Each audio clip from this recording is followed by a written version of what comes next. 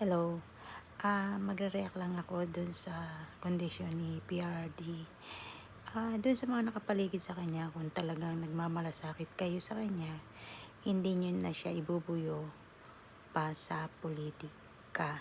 Kasi yung kanyang mental health or yung health condition niya, hindi na ganun ka-stable. Kailangan na niya magpahinga, yung kanyang peace of mind, kailangan na niya yon. Huwag nyo na sulsulan, nakakaawa na yung matanda. Kasi hindi, imbis na naipapahinga na niya ang kanyang katawan at isip, masyado nyo pa tino-torture. Huwag nyo nang gatungan o bigyan ng mga negatibo kasi nakakasama rin sa kalusugan niya yun.